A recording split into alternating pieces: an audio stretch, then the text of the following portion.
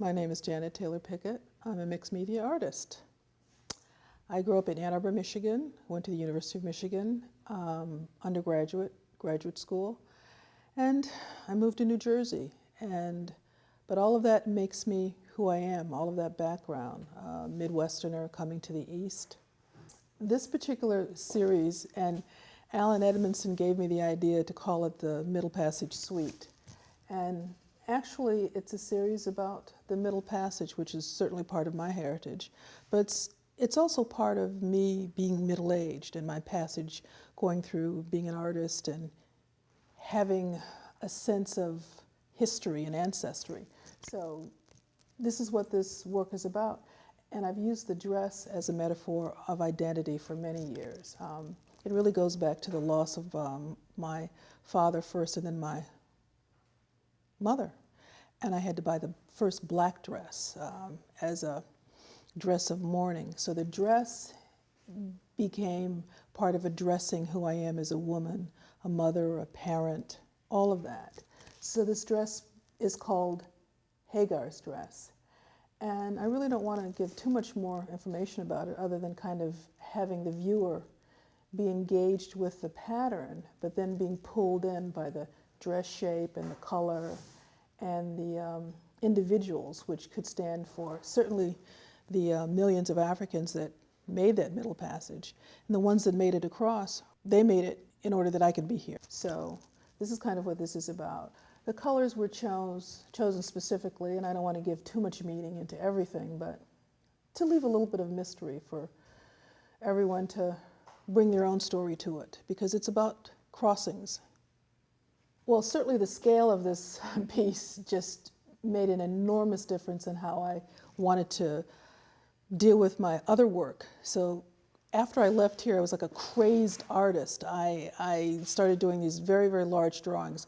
I had essentially done a large drawing as a kind of study before I did this, but this huge print really gave me the confidence to be experimental and to go forward.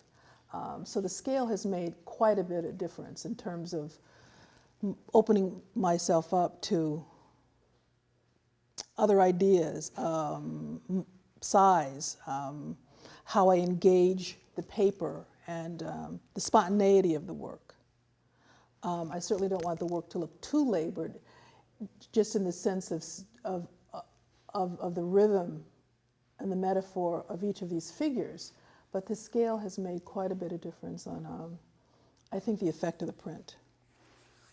Well, I'm using the model for the slave ships. It shows how the human beings were used as cargo on these vessels.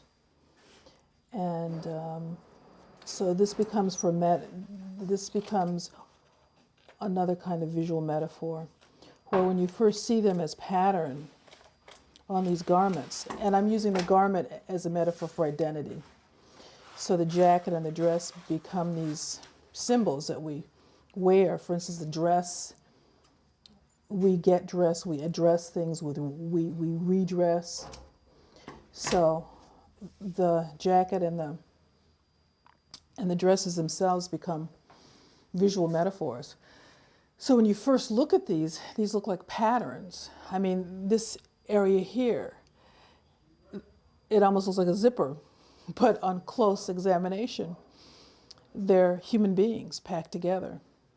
So it becomes pattern, black and white pattern. I'm doing jackets now as another metaphor, as another way of wearing our identity and addressing our identity.